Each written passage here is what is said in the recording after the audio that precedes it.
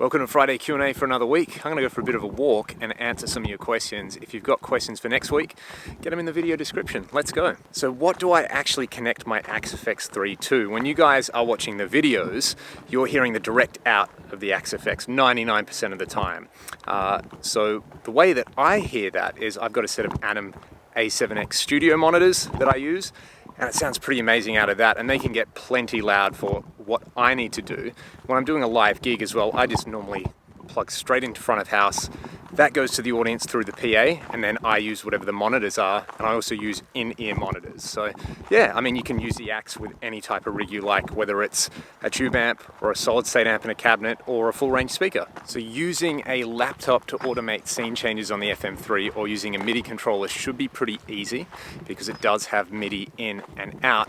Furthermore, automation is something that I really need to cover in a video.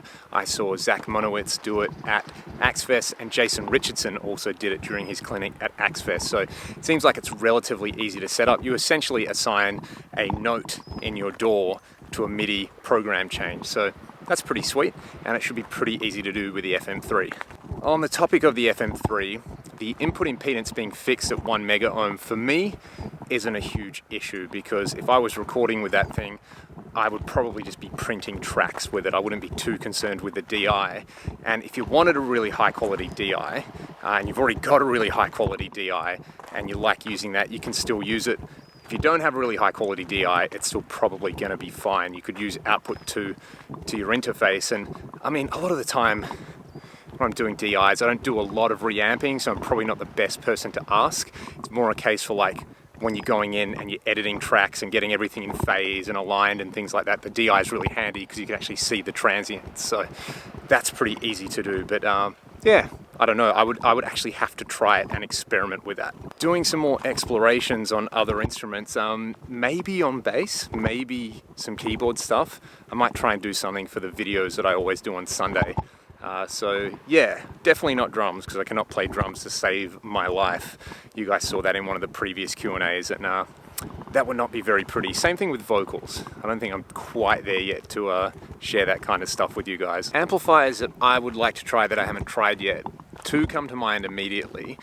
The Rev Generator, that one's been garnering quite a lot of buzz, and I've never played a 2-rock or a really good Dumble style amp before, so that's one that's high on my list in terms of, you know, just desirability, and a lot of people rave about them, and I guess they're a thing, so that would be pretty interesting. But for the high gain chunky stuff, definitely a generator, because I really like the Rev preamp pedals. I haven't tried any Horizon Deviser stuff, but as with any piece of gear that gets a lot of hype, it's definitely something I would like to try, more so the Apex preamp.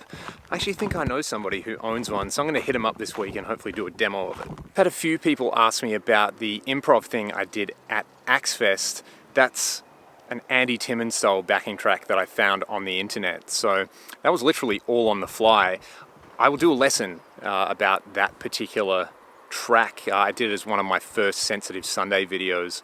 So you can go and check that one out. And I think it kind of sums up my approach to improvising and playing really melodic lead guitar anyway. And it's actually all really straightforward stuff. So that should make a pretty cool little lesson down the track. Thanks for the suggestion. I haven't tried the Soldano XL mod, so I can't really comment on it.